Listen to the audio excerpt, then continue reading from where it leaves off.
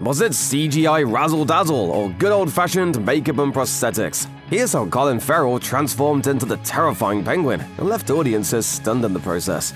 Colin Farrell is unrecognizable as Penguin in The Batman, to the point where some folks had no idea it was him underneath a costume while watching the movie. The same sentiment rings true for his outing as Oswald Cobb on HBO's spin-off series, The Penguin, where he continues to look nothing like the charming Irish actor everyone knows and loves. This franchise clearly wants Farrell's appearance to reflect the Penguin's sleazy aspects, and accomplishing this feat was a difficult task for the creators. Farrell has praised acclaimed makeup artist Michael Marino for bringing Cobb's distinct look to life in The Batman and on The Penguin.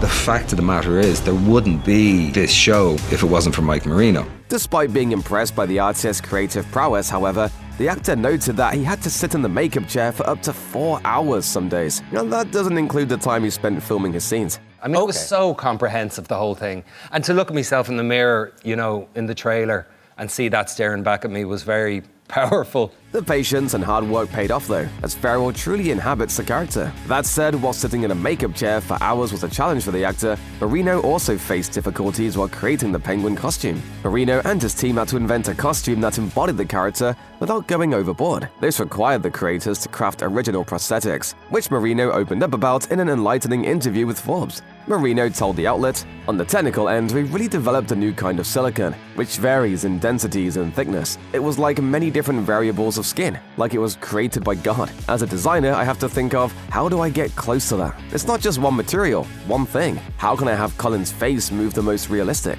Marino added that it was a constant effort to make Penguin look believable and prevent his appearance from being too weird. Fortunately, most people agree that the makeup artist did a great job working on the Batman and the Penguin, as the character's look is enough to make viewers suspend their disbelief and believe that he's a living, breathing person. On top of that, the costume allowed Farrell to come out of his comfort zone. Colin Farrell was ready for a Penguin series as soon as he put on the makeup to shoot the Batman. The actor believes that the franchise has only scratched the surface of the places it can take his character, and it's a role he clearly has fun playing. That said, he's also credited Marino and his team for creating a costume that made him feel comfortable playing such a dastardly villain without any reservations. Furthermore, it meant that he could disguise his true feelings during bad days on the set. Farrell told ITV, "I could be having a really bad day and nobody would know. It was basically mask work. I would find it hard, I think, to even give myself permission to be as vulnerable and decrepit and narcissistic and psychopathic if I didn't have the bells and whistles of being completely hidden behind this mask. I felt very liberated."